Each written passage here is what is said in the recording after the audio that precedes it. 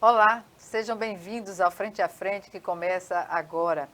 Nosso bate-papo hoje é com o professor Zezito de Araújo, professor de História da Universidade Federal de Alagoas, doutor honoris causa também pela Universidade Federal de Alagoas.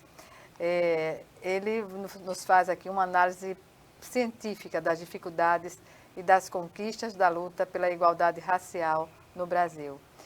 Professor, seja bem-vindo ao Frente a Frente. Comecemos como acreditar uma importância ao Dia Nacional da Consciência Negra, que acontece neste mês. Gorete, é de fundamental importância para nós brasileiros, eu gosto de logo dizer brasileiros e brasileiras, porque celebrar a imortalidade de Zumbi dos Palmares não é celebrar a população negra, até porque nós temos dois eventos que nos obriga, enquanto Estado, a fazer essa celebração. Primeiro que Zumbi dos Palmares ele está escrito no livro dos heróis nacionais. Então, isso é uma obrigação do Estado, e principalmente do Estado de Alagoas, fazer essa celebração. O segundo é que tornou-se feriado nacional em 2023. Exatamente. Então, nós não estamos celebrando coisa de negro por negro, nós estamos celebrando o maior herói popular da história do Brasil. Então, isso é fundamental para que nós possamos, a partir dessa celebração de sua imortalidade, trazer reflexões sobre essa história que aconteceu no século XVII, a partir de 1597, quando a Quatune ela organizou o Quilombo dos Palmares na cerca real dos Macacos, que fica na atual cidade de União dos Palmares, porque as pessoas confundem, Gorete. Primeiro, o Quilombo dos Palmares com a Serra da Barriga. O Quilombo dos Palmares era uma área que se estendia desde o Cabo de Santo Agostinho até a cidade de Penedo. Magiando aqui a nossa cidade de Messias, ali no nosso tabuleiro, e chegava até Garanhuns, aquela região de Pernambuco. Então, eram 12.280 quilômetros quadrados, era uma área enorme. Então, para que as pessoas comecem a situar geograficamente sobre a nossa história. A importância. A importância. Então, vejam, quando nós estamos celebrando isso, que nós estamos mostrando para a sociedade que o Quilombo dos Palmares e o que aconteceu lá, primeiro organizado por Aquatune, que foi, eu digo que ela foi a fundadora, depois por Gangazumba, ele consolidou o Quilombo dos Palmares, e o grande herói nacional, que foi Zumbi dos Palmares. Por isso que não pode dissociar a Serra, Zumbi e o Quilombo. Não, essa trilogia está presente no nosso dia a dia. E o que é mais importante, que infelizmente nós não nos atentamos para isso. A história do Quilombo dos Palmares e a história do Zumbi não é passado. A história do Quilombo dos Palmares, a história de Zumbi está presente. Quando nós vamos ler, não é, e eu publiquei um livro que relancei agora na Bienal, Quilombo dos Palmares, Negociações e Conflitos, eu deixo bem evidente a importância da história do Quilombo dos Palmares para nós, alagoanos, e para compreender a formação histórica do Brasil, principalmente do Brasil colônia. Quando nós pensamos em Brasil, no Brasil colônia, nós só pensamos em Casagrande, em Senzalas, em Tronco, em Sinhá e Capitão de Mato. Verdade. Nós anulamos os protagonistas dessa história. Por que enveredar por este caminho? Como se entende isso, professor? Isso faz parte da literatura da branquitude. Da negação. Da negação da história do povo negro brasileiro.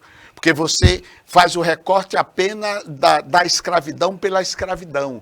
Você anula esse sujeito que foi protagonista para produzir riqueza, para produzir cultura, para organizar a sociedade brasileira. Você anula esse sujeito que foram os trabalhadores e trabalhadoras escravizadas para exaltar a Casa Grande e o chicote da Casa Grande, o tronco da Casa Grande. Então, quando nós estamos celebrando a imortalidade de Zumbi dos Palmares, nós queremos trazer para a sociedade brasileira essa reflexão. E baseada em quê? Essa reflexão tem bases materiais. Quando eu digo materiais, por exemplo, quem produziu riqueza neste país? No Brasil colônia e no Brasil império? Foram os trabalhadores e trabalhadoras escravizadas. Quem foi que trabalhou arquitetura neste país? Foram os trabalhadores e trabalhadoras escravizadas. Quem foi que tinha a engenharia e tinha a arquitetura e o conhecimento da tecnologia da mineração? Foram esses trabalhadores e essas trabalhadoras. Então, quando nós estamos trazendo esse aspecto histórico, nós estamos trazendo para o presente para que, primeiro, a população negra e a própria pessoa negra tenham orgulho do seu passado. Porque o nosso passado é um passado apenas da Casa Grande e da Senzala. E o que é mais cruel? O passado nosso, pelos livros didáticos e consenso profissional, é os porões do navio negreiro. Pois é, justamente sobre essa ótica que eu ia perguntar ao senhor, como conduzir, a forma de conduzir a história nas salas de aula, até hoje tem muitos equívocos, não? Muito, bastantes equívocos, Gorete. Veja, mas nós temos a Lei 10.639 para fazer essa reparação. E nós temos complementação às formações que é ofertada aqui mesmo em Alagoas, a rede pública estadual de ensino. Nós trabalhamos já na perspectiva disso que nós estamos falando. Promover formações continuadas para os professores, promover eventos pedagógico para que o estudante ele não fique só nas práticas teóricas, mas ele participe através de oficina, através de atividades pedagógicas, da construção dessa história. Então, eu vou participar, como já participei, vou dar o exemplo de uma escola que o nome é incoerente. A Escola Princesa Isabel é um exemplo clássico disso. Ela faz bastante trabalho em relação à história da população negra, desconstruindo todos esses estereótipos negativos que fez do trabalhador e da trabalhadora negra no Brasil colônia, no Brasil império e no Brasil república. Pois é.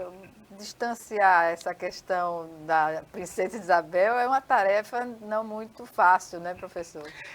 Olha, a Princesa Isabel, ela, o mal é que a historiografia brasileira, a literatura brasileira, a colocou como uma redentora da escravidão. Ela não foi redentora da escravidão. Quem foi o redentor da escravidão foi o movimento negro abolicionista. Isso a história não nos conta. Foram os homens e mulheres escravizados e escravizadas e livres que fizeram isso. Ela, na condição de príncipe regente, ela assinou a Lei Áurea. Né? Mas ela assinou a Lei Áurea em função dos interesses dos grandes latifundiários, né, que tinham hegemonia como proprietário de terra, que não deu oportunidade para que esse homem, essa mulher, não tivesse terra, não tivesse hospital, não tivesse condições de sobrevivência. Nesse sentido, a dívida do Estado com os povos negros, como se coloca? Essa dívida está nas estatísticas hoje, Gorete. É impagável ou não? É impagável, mas ao mesmo tempo tem condições de pagar. Quando eu digo impagável, pelo sofrimento que impôs esses homens, essas mulheres que aqui chegaram para produzir riqueza. Nesse sentido, eu digo que é impagável. Até hoje, né? Mas tem instrumento para pagar-se, sim, de reparação. Por exemplo, vamos iniciar com a própria Lei 10.639. É um instrumento, porque nós estamos proporcionando aos estudantes brasileiros para entender o processo como se deu a escravização nesse país. E isso ajuda tanto o estudante negro como não negro. Uma outra reparação é aquilo que o Congresso está discutindo hoje. Nós temos o Estatuto da Igualdade Racial, da promoção da igualdade racial, mas o Estatuto sem fundo, sem recurso, não funciona. Então, hoje, o senador Caó já está mobilizando todo o Congresso para que se crie esse fundo, para criar políticas públicas para fazer essa reparação. Mas você pode fazer essa reparação em menor escala, nos municípios, no Estado. Por exemplo, as cotas é uma política de reparação. Há quem critique. E há quem critique porque desconhece até as próprias cotas. Primeiro, cota não é para negros. As cotas no Brasil é criada para o estudante do ensino público.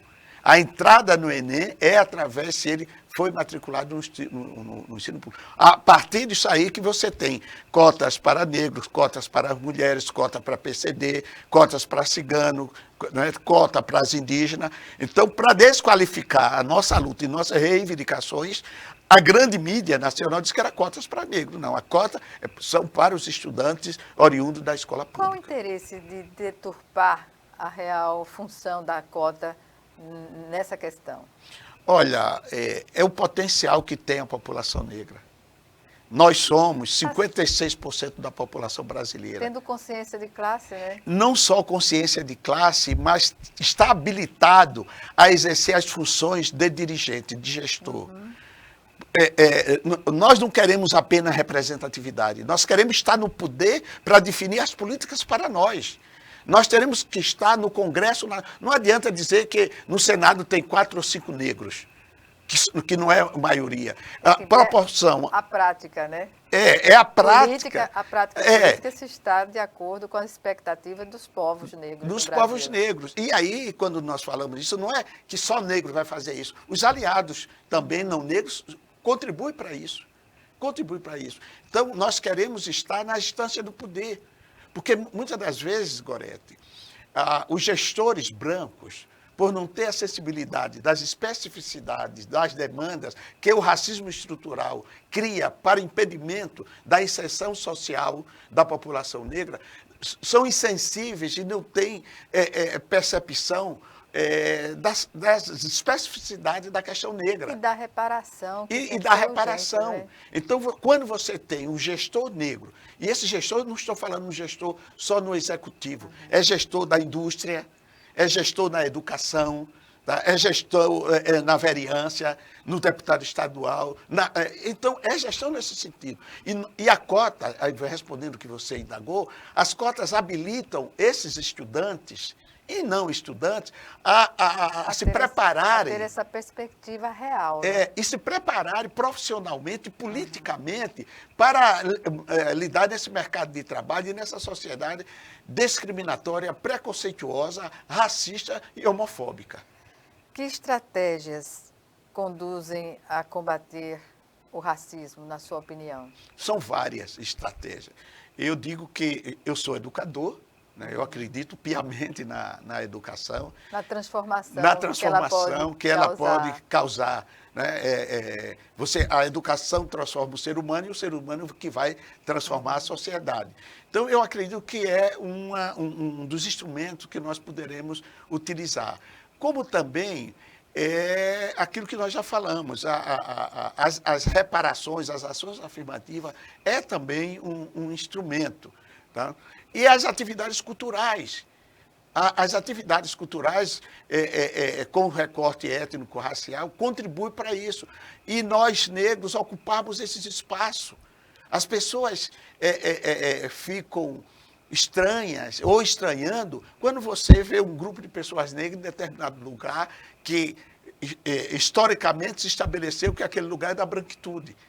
Então, nós teremos também a própria mobilização do movimento negro, isso contribui, né, para que ocupemos esses espaços e reivindicamos os nossos direitos que foram usurpados desde que o primeiro homem e a primeira mulher, na condição de escravizado, vieram produzir riqueza neste país. Professor, vamos chamar agora o nosso primeiro intervalo e o Frente a Frente volta em 1 minuto. Ok. Até já.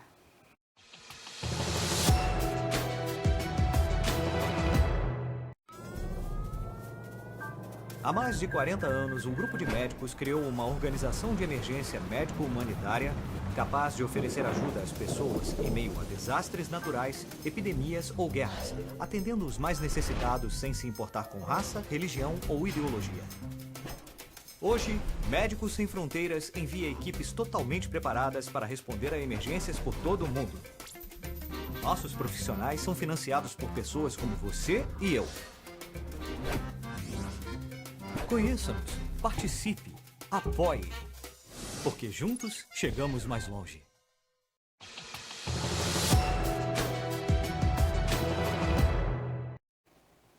De volta com Frente a Frente, que hoje recebe o professor Zezito de Araújo, professor de História e doutor honoris causa da Universidade Federal de Alagoas.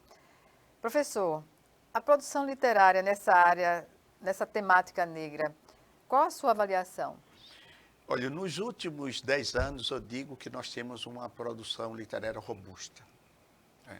A pergunta que se faz, se essa produção literária chega às escolas... Exatamente. Esse que é o grande problema, Gorete, não chega às escolas.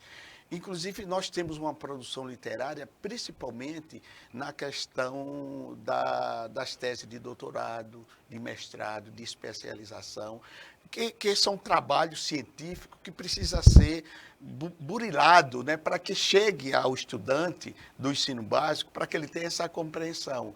Isso nós temos ainda uma grande carência. Por outro lado, no que diz respeito ao romance, às ficções, e principalmente à literatura infantil, nós temos um volume de trabalho muito Isso é muito grande. importante, né? Muito É um dado importante porque vai acompanhar as crianças no seu desenvolvimento. No seu desenvolvimento, sabe? A questão reside também é que esses educadores e essas educadoras não estão preparadas para trabalhar com essa temática. E o mais é que muitos desses livros eles não são adquiridos pela rede pública, para que chegue à escola. Mas o mais importante seria justamente a rede pública, não? Nós temos, aqui em Alagoas, nós temos uma exceção. Eu digo... Quando a gente fala desse assunto, Alagoas está cumprindo a sua parte. Cumprindo. Pelo menos eu digo que eu publiquei um livro, Quilombo dos Palmares, Negociações e Conflito. Esse livro ele foi e continua sendo distribuído para os estudantes do ensino médio, tem provocado discussões, Gorete, riquíssimas, numa perspectiva mais crítica da história do Quilombo dos Palmares, da história da Serra da Barriga. Tá? E isso demonstra, se o livro chega à escola, há resultado. E o que eu digo, que ressalvo, é que os professores e professoras têm utilizado desse livro para fazer uma discussão muito mais ampla. Uma discussão em quase todas as áreas de conhecimento, como a gente diz, conteúdos programáticos. Trabalha a literatura, trabalha o português, trabalha a matemática, porque se reporta. Eu acho que isso que é importante quando esses livros chegam a essas crianças e esses adolescentes. Você não fica naquela literatura. Através daquela literatura, passa a ser um referencial para você estudar as grandes civilizações africanas. Pois é, e a participação dos povos negros nas artes, que o senhor acaba de dar a sugestão, digamos. Olha, é clássico. A arte brasileira, a cultura brasileira é uma cultura negra. A cultura brasileira é uma cultura negra, as pessoas não percebem isso. E é uma dívida do Estado Vamos estabelecer... com a literatura também? Vamos estabelecer a diferença. Veja bem, a cultura brasileira, quando nós estamos falando, mas o produtor cultural, ele não é valorizado. Eu me referi ao Estado brasileiro. O Estado brasileiro. Ele não é tão valorizado. Quantas das vezes as pessoas se apropriam, ou o Estado, ou a empresa privada, ou o capital, de uma forma geral. Vamos dar um exemplo clássico. 2. Primeiro, o Carnaval. O Carnaval era algo exclusivamente das populações das favelas, dos bairros de periferia, e principalmente as escolas de samba do Rio de Janeiro. Não era valorizada. Não é? Aquelas mulheres que ficavam naquelas alas de frente, não ganhava dinheiro nenhum. Hoje você percebe que para as pessoas desfilarem naquelas áreas, elas são remuneradas. E há uma disputa... E há uma disputa enorme. Exatamente. Tá, para você perceber, quando o capital entra e a branquitude ocupa esses espaços, aí você... Essa cultura negra... Valorização. Mas aquele produtor e aquele protagonista daquela história é isso. O outro exemplo clássico é o samba. O samba, você vai pegar os clássicos dos anos 30, dos anos 40. A letra canta muito a marginalidade em que as pessoas eram submetidas, negras, cantavam os barracões e tudo. Tá? E era perseguido e não ia para os grandes bailes. Mas quando as grandes empresas musicais apropriaram-se dessas músicas, aí houve um novo contexto. Mas o produtor continuou no anonimato. continua. Então, isso é uma crítica que nós fazemos. Nós temos uma cultura brasileira que, inclusive, é exportada, mas o produtor, que é negro e pobre também, nós teremos que acrescentar isso, ele não é valorizado. A televisão brasileira, sobretudo a Rede Globo, tem mostrado,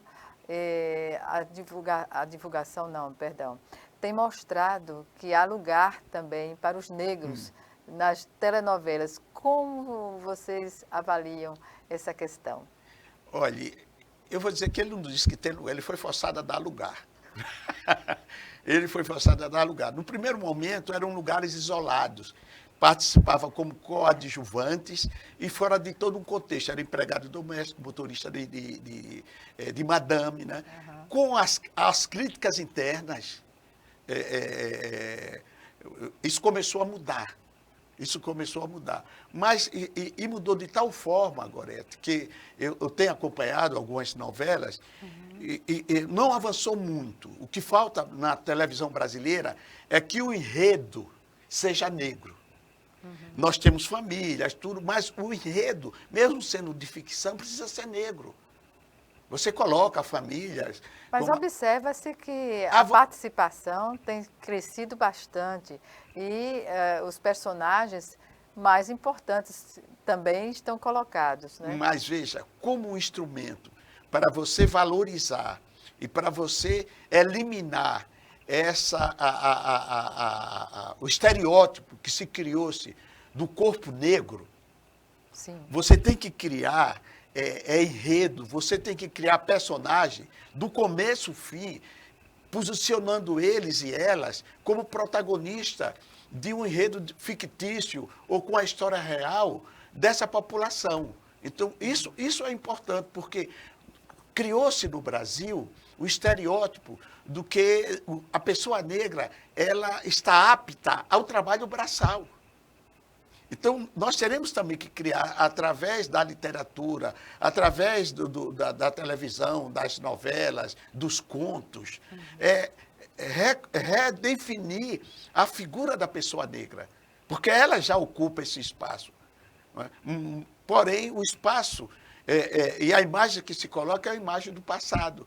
E essa imagem foi criada e é reproduzida pelo racismo estrutural, que está na cabeça daquele escritor, daquele diretor, daquele roteirista, é sobre isso. Então, nós, mesmo com todo esse avanço, mas nós questionamos que precisamos avançar mais. O senhor falou em Aquatune, né? Como uma determinante para o que aconteceu lá no Quilombo. Aquatune, pode-se dizer que, historicamente, as mulheres negras sempre estiveram na linha de frente quando se fala em liberdade? Sempre. Aquatune, Dandara, Andalactuche, Cotirene e tantas outras, né, que estão no anonimato, sempre estiveram à frente. Isso há um comparativo entre a comunidade negra e o restante das comunidades raciais, professor? Sim, porque quando você vai observar a formação da família negra, ela é um pouco diferenciada nas relações da educação, na relação do cuidado, porque isso não é por ser só negro, são heranças culturais africanas. As pessoas esquecem disso. Nós somos resultado de valores africanos que foram recriados aqui no Brasil. Então, isso é fundamental, tanto no cuidado do filho, da filha, do vizinho, do idoso, do respeito à pessoa idosa, mas como também estiveram sempre na luta de frente, na guerra do combate. Mais ainda, Gorete, essas mulheres sempre estiveram como dona de casa. Elas sempre foram cuidadoras. Tá? E as pessoas desconhecem esse papel da mulher negra brasileira. Tem habilidades, né, na culinária. Mas essa habilidade eu não quero cristalizá-la para dizer que ela só pode fazer isso. Não, exatamente. Está entendendo? Porque a branquitude a tornou isso. É tanto que quando você quer... Quando eu digo você, a mídia, quer fazer, graças não estão fazendo hoje, propaganda de equipamentos domésticos, de cozinha, colocava uma mulher negra. Porque é esse que está no imaginário popular.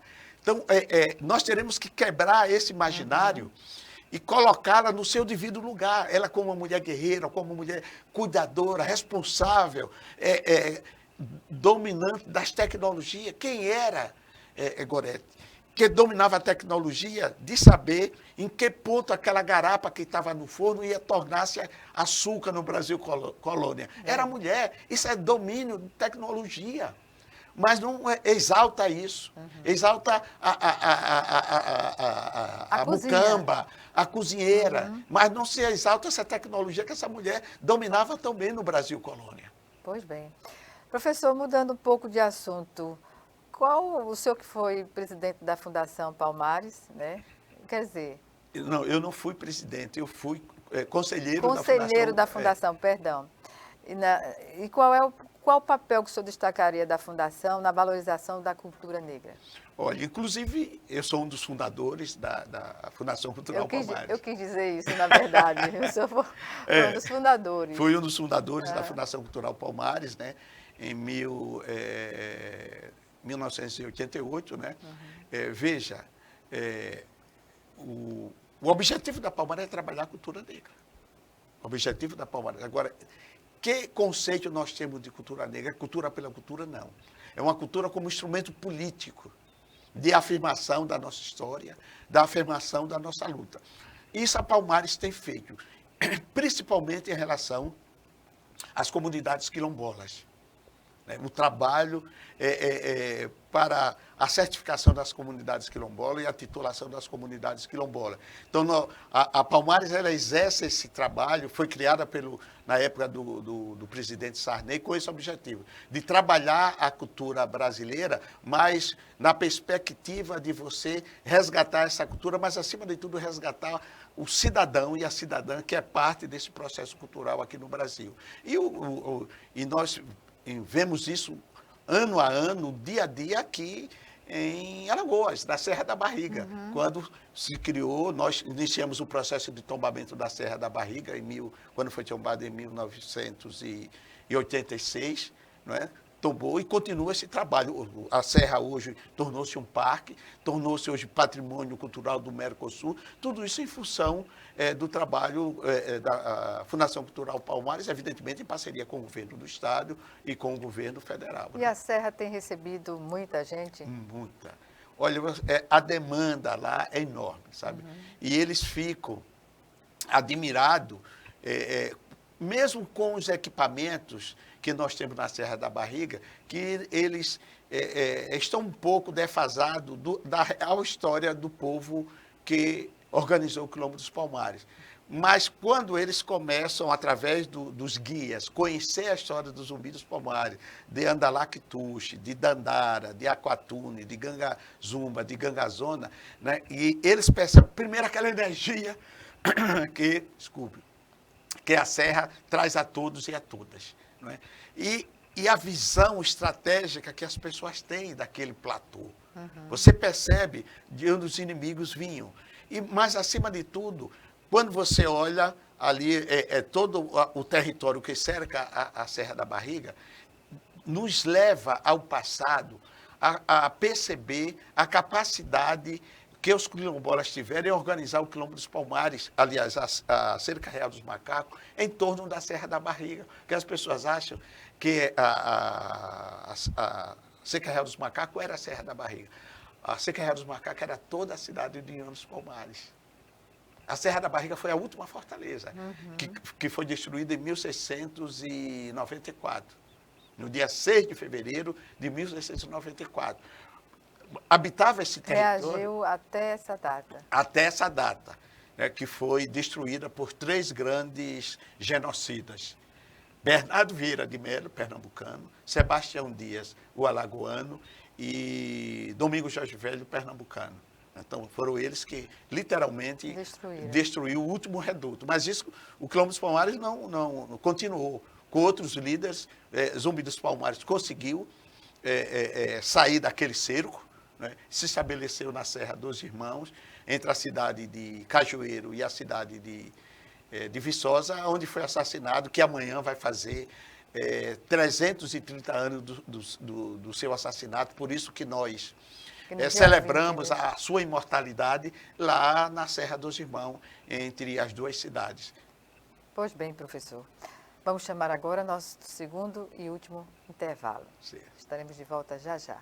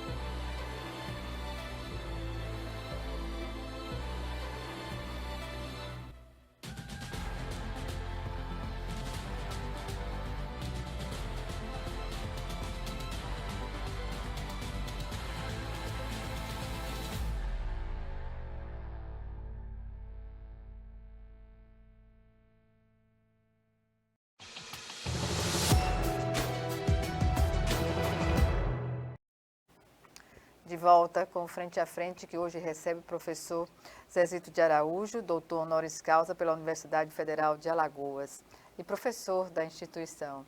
Professor, diga-me sobre as perspectivas por meio da Fundação Palmares, né, para viabilizar um trabalho consistente e permanente em prol dos povos negros.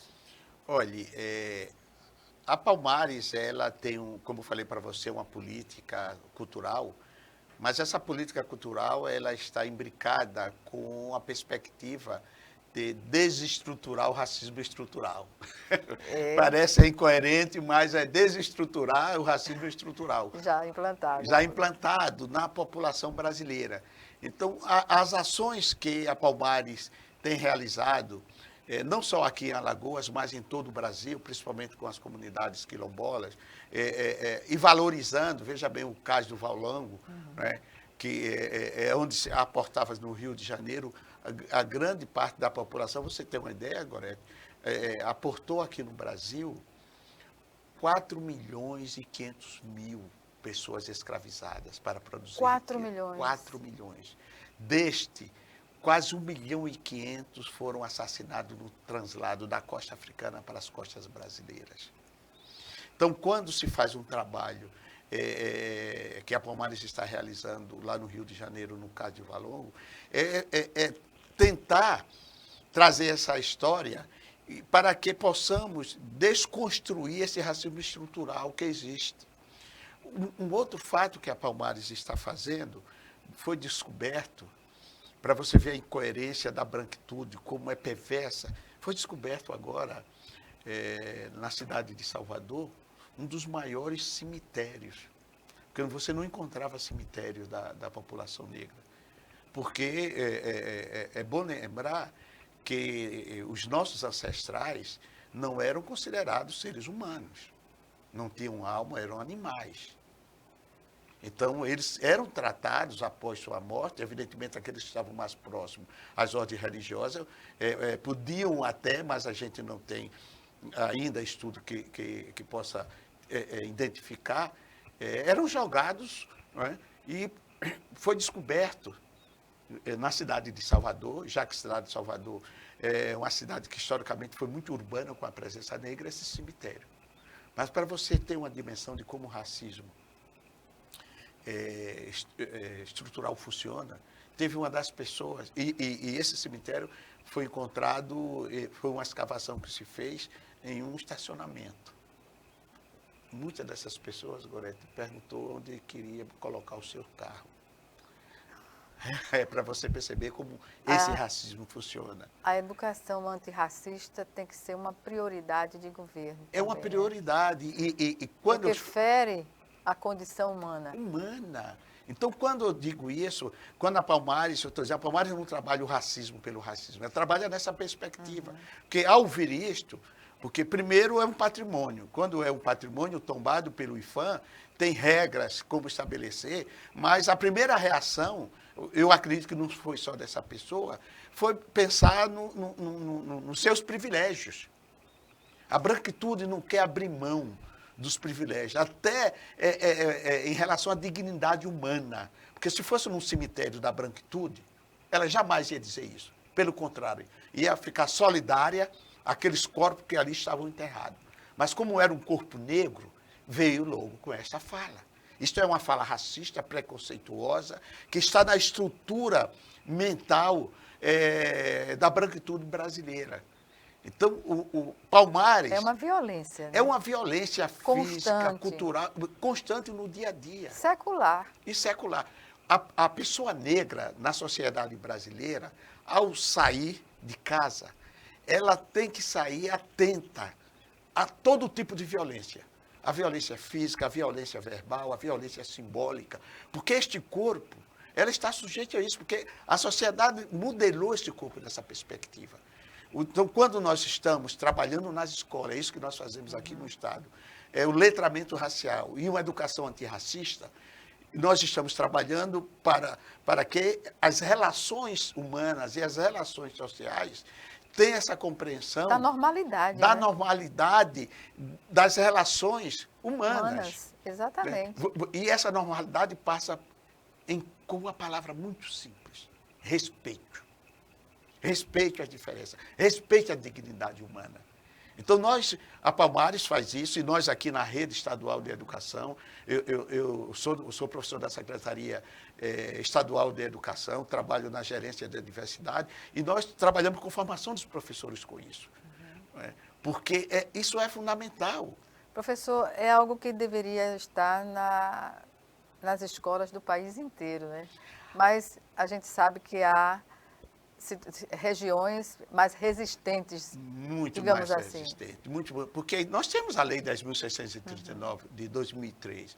Para você ter uma ideia, eu não sei se você acompanhou, vai fazer uns 2 ou 3 dias, aquela violência que se fez numa escola, parece que foi no estado de São Paulo, onde uma professora estava falando da cosmogonia das civilizações mundiais, pedindo a cosmogonia dos mitos gregos, romanos, africanos. E uma das crianças de 4 anos de idade, ela desenhou uma Yansan. E o pai, o sargento da polícia, convocou outros militares, chegaram lá de arma, não é?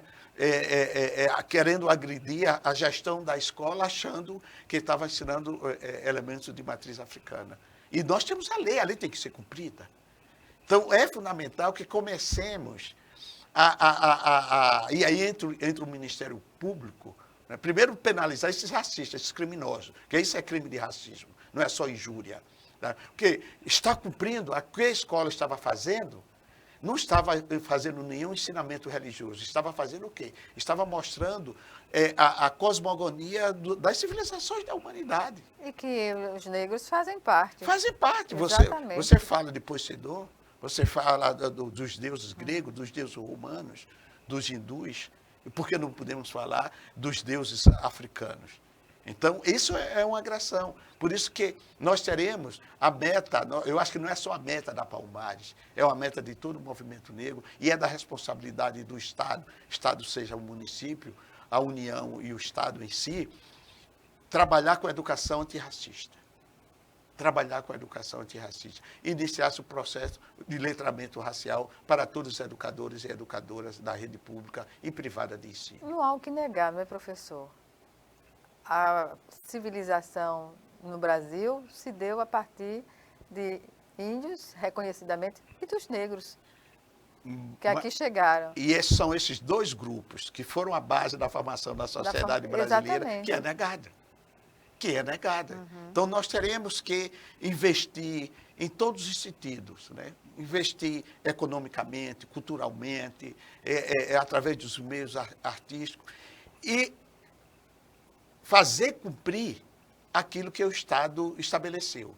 Racismo é crime. É crime. Tem exatamente. a Lei 7.716, de 1989. Então, o racista, ele terá que ir para o xadrez. É crime inafiançável e imprescritível. Você é recorrente. O que os movimentos sociais ou não, de povos negros, não estão tão, digamos assim, presentes.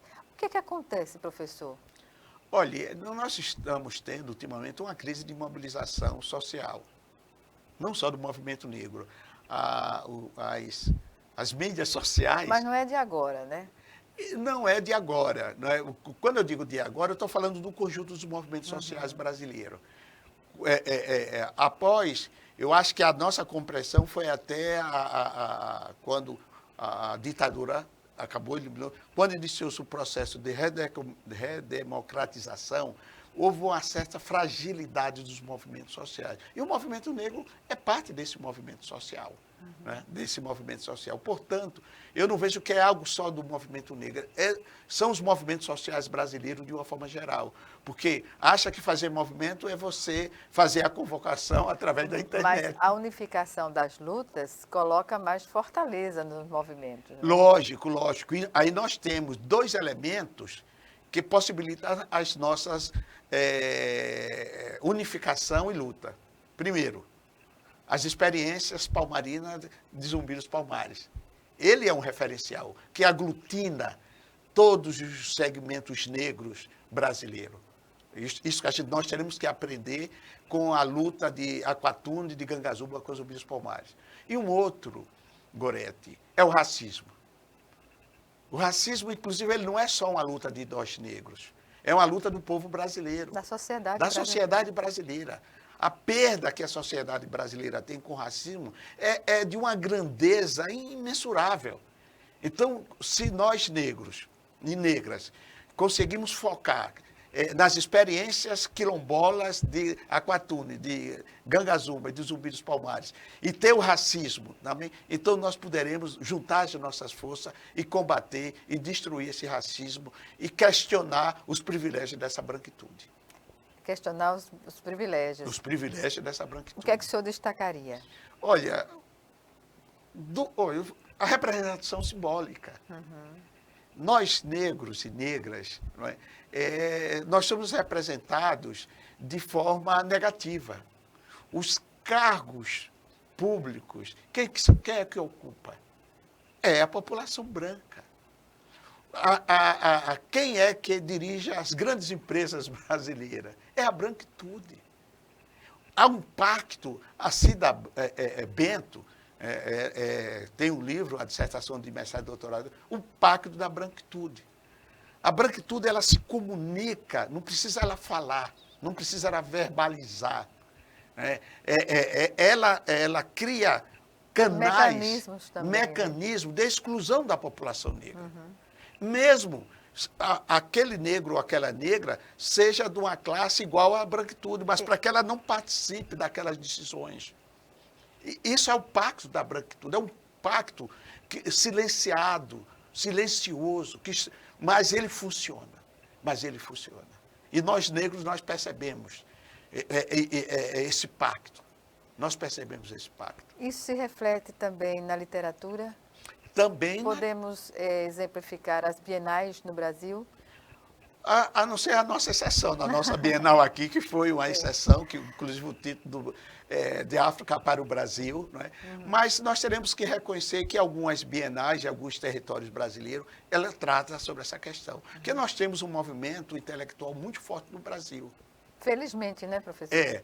A Associação dos Pesquisadores Negros e Negras, que nós temos influência em vários segmentos intelectuais, nas universidades, no MEC, nesses eventos acadêmicos, nós temos, primeiro que a grande parte dos associados da Associação Brasileira de Pesquisadores Negros e Negras estão nas universidades. Então, a gente tem aquilo que eu falei, gestão. Nós não queremos representações negras, queremos estar nesses espaços para definirmos enquanto negros e negras. Então, a Associação dos pesquisadores negros tem influenciado e muitas dessas bienais têm trazido essas discussões, principalmente na questão da literatura.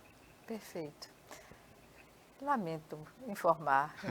Chegamos ao final do nosso Frente a Frente e aqui eu agradeço mais uma vez a sua participação. Coronel, eu que agradeço mais uma vez a oportunidade de nós tratarmos sobre a questão que faz um malefício tão grande ao Brasil, que seja o racismo que nós temos, mas, por outro lado, a oportunidade que nós temos de tratar da história do Quilombo dos Palmares, de Zumbi dos Palmares, de Danara, de Andalactuxa, enfim, de todas as mulheres e homens que lutaram em prol da liberdade no Quilombo dos Palmares. Obrigada. Obrigada a você também que nos assiste e até o nosso próximo encontro. Até lá.